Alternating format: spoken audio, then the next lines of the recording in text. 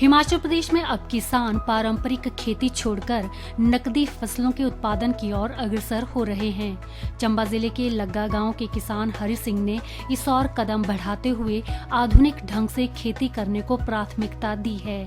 कृषि विज्ञान केंद्र चंबा की निकरा परियोजना से प्रेरित होकर उन्होंने अपनी भूमि पर एकीकृत कृषि पद्धति को अपनाया और वे आज आधुनिक ढंग से खेती कर रहे हैं।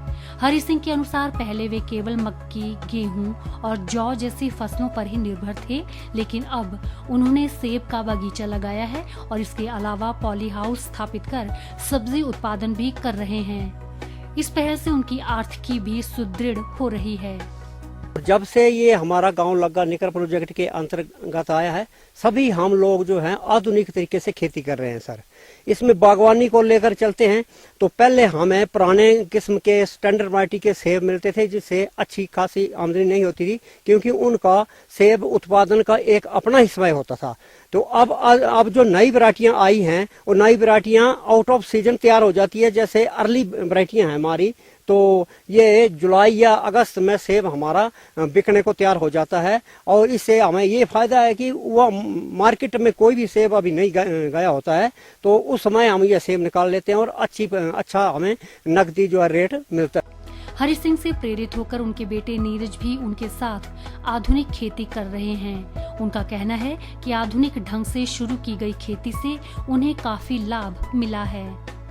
मैं अपने पापा से प्रेरित होकर यहीं पर काम कर रहा हूँ और इनके साथ ही बगीचे में काम करता हूँ और आधुनिक खेती कर रहा हूँ। और युवाओं को भी प्रेरित करता हूँ कि वो भी इसी फसल में आए और अच्छा फायदा ले।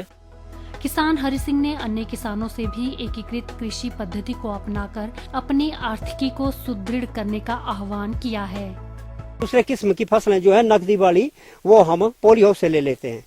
और 3-4 पशु रखे हुए हैं, वो भी अच्छे किस्म की। जैसे एक गाय है मेरे पास,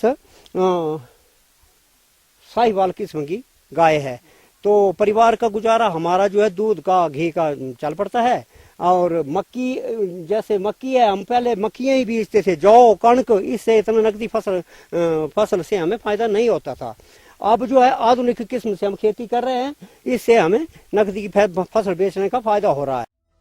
कुल मिलाकर प्रधानमंत्री नरेंद्र मोदी की वर्ष 2022 तक किसानों की आय दोगुना करने की मुहिम के सकारात्मक परिणाम सामने आ रहे हैं। डीडी न्यूज के लिए चंबा से विकास ठाकुर की रिपोर्ट।